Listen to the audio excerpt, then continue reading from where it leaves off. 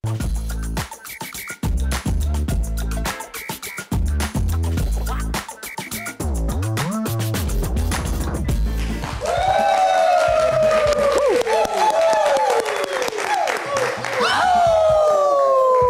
lagi di Midnight Live.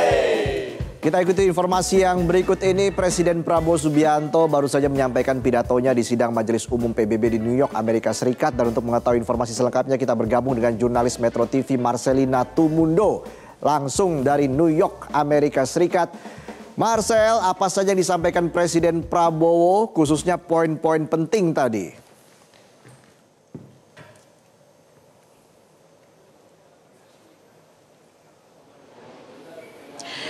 Ya, halo Reza dan juga pemirsa Midnight Live. Baru saja tadi kita mendengarkan bersama ya apa yang menjadi pidato dari Presiden Prabowo Subianto di urutan ketiga debat umum sidang Majelis Umum PBB ke-80. Ada berbagai gagasan yang disampaikan oleh Presiden Prabowo. Misalnya tadi diawali dengan bagaimana keprihatinan Indonesia atas berbagai kesulitan dan juga berbagai tragedi kemanusiaan yang terjadi di wilayah-wilayah perang. Bukan hanya di Gaza tapi juga di Ukraina, di Sudan, dan di berbagai negara ataupun region lainnya yang mengalami krisis kemanusiaan.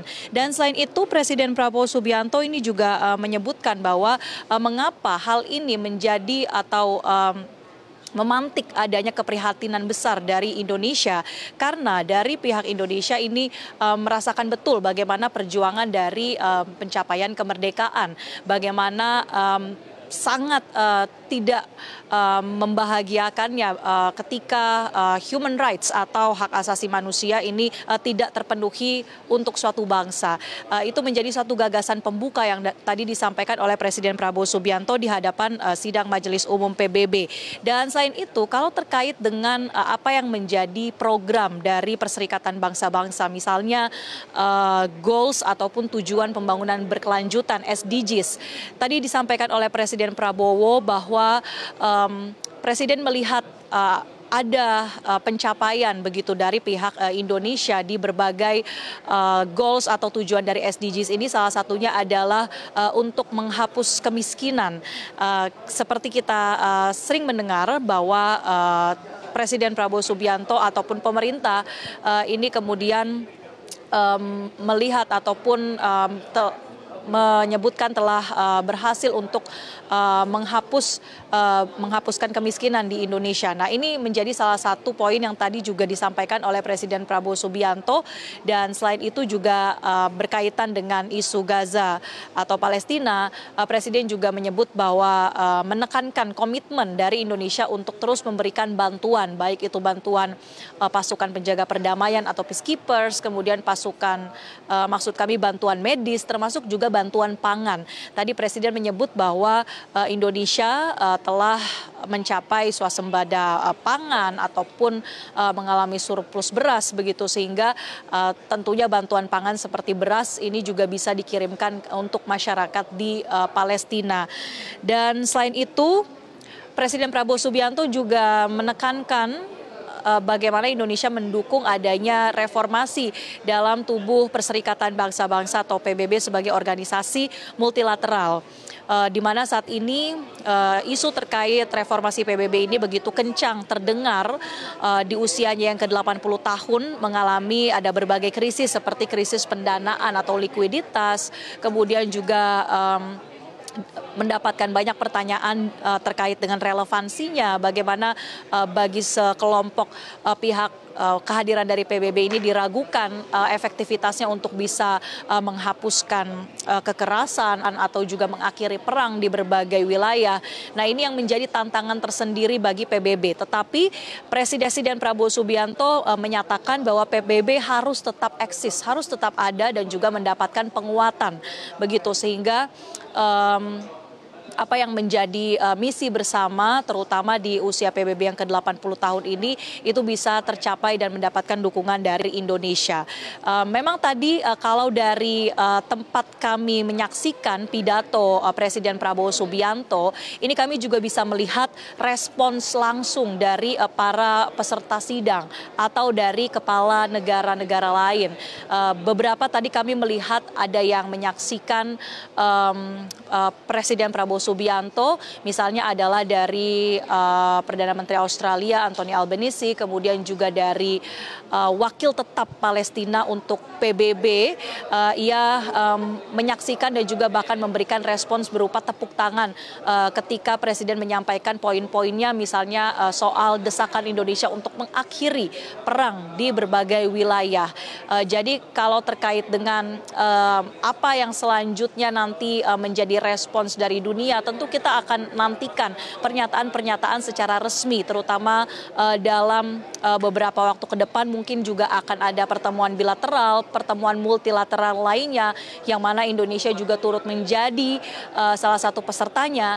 Nah, ini mungkin apa yang disampaikan oleh Presiden dalam pidato tadi juga akan terus bergulir dan mendapatkan respons dari negara-negara anggota PBB lainnya.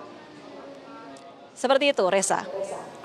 Ya, Marcel, lalu apa yang menjadi agenda Presiden Prabowo selanjutnya?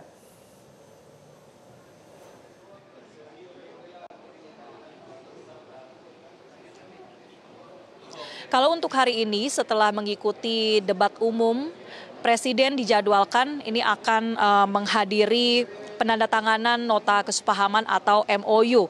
MOU ini sebetulnya adalah antara Danantara dengan Bill Gates Foundation. Seperti kita ingat bahwa di bulan Mei 2025 lalu, Bill Gates ini juga sempat datang ke Indonesia, disambut langsung juga oleh Presiden begitu, dan juga ada pernyataan atau niatan untuk Danantara untuk kemudian mengalokasikan sejumlah dana untuk lembaga filantropi begitu. Nah, ini kemungkinan besar akan menjadi salah satu follow up dari pertemuan Bill Gates dan juga Presiden Prabowo Subianto sebelumnya.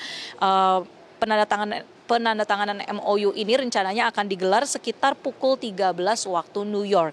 Dan selain itu juga akan ada pertemuan bilateral. Kami mendapatkan informasi akan ada 2 pertemuan bilateral antara Indonesia, akan tetapi sampai dengan saat ini belum diketahui pasti siapa negara yang berniat untuk melakukan pertemuan bilateral dengan Indonesia tersebut.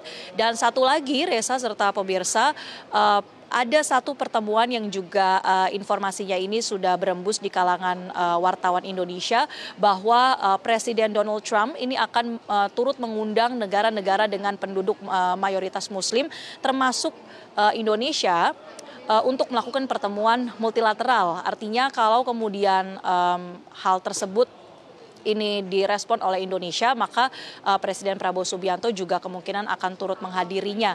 Dan informasi yang kami terima ini akan digelar juga di hari ini 23 September 2025 di New York, Amerika Serikat.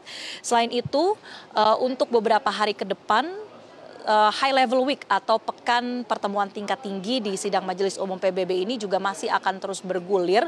Kita akan menyimak apa saja yang menjadi resolusi-resolusi baru, khususnya baik itu terkait dengan iklim, soal pangan, lalu juga soal kesehatan, soal energi, soal teknologi, AI dan sebagainya. Karena dari pantauan kami ini bukan hanya Presiden Prabowo yang datang, tapi juga ada menteri-menteri jajaran Kabinet Merah Putih yang kemungkinan besar ini juga akan menghadiri berbagai pertemuan tersebut. Misalnya ada utusan Presiden untuk energi dan iklim Hashim Joyo Hadikusumo yang sudah hadir, kemudian ada Menkes Budi Gunadi Sadikin, serta ada juga CEO Danantara Rosan Ruslani, serta juga ada Menko Pangan Zulkifli Hasan, serta ada Menteri HAM Natalius Pigai yang mendampingi Presiden Prabowo Subianto di sidang Majelis Umum PBB ini. Jadi tentu kehadiran Indonesia di acara-acara berikutnya atau agenda-agenda berikutnya ini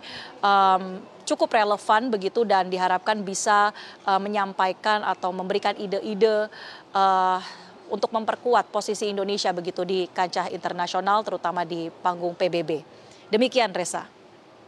Baik, Marcel, terakhir mungkin apakah Anda punya informasi terkait dengan pokok pembahasan yang akan dibahas begitu ya ketika Donald Trump mengundang para pemimpin negara tadi?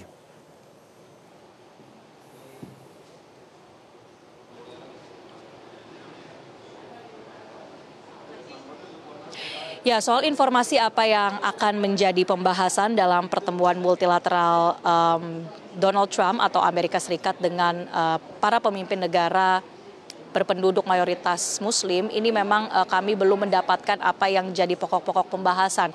Sejauh ini informasinya ini disampaikan oleh juru bicara Gedung Putih, Caroline Leavitt, yang menyebutkan bahwa dari pihak Gedung Putih atau Amerika Serikat ini turut mengundang ada beberapa negara, bukan hanya Indonesia tetapi juga dari pihak Turki, Qatar, Saudi Arabia, Pakistan, Mesir, Uni Emirat Arab, dan juga Yordania.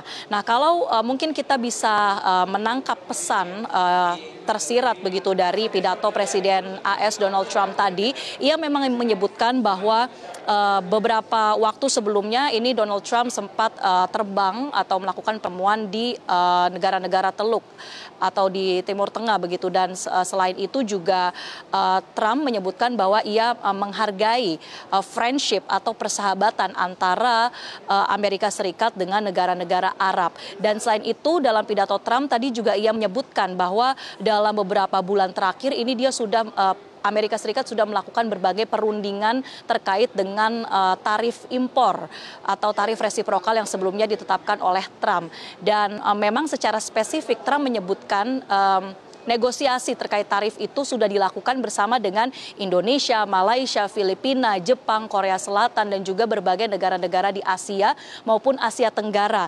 Nah, terkait kalau kita kaitkan dengan pernyataan tersebut, ini apakah artinya akan ada langkah penguatan hubungan antara Amerika Serikat dengan negara-negara Timur Tengah, negara-negara Arab, atau dengan Asia begitu? Kita masih perlu untuk menunggu apakah pertemuan multilateral nanti akan berlangsung dan apa yang akan menjadi pokok pembahasannya secara pasti.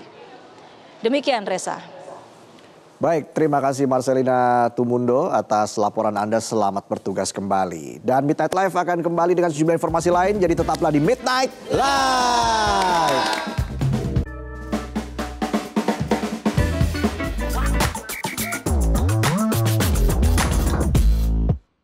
Jelajahi cara baru mendapatkan informasi. Download Metro TV Extend sekarang.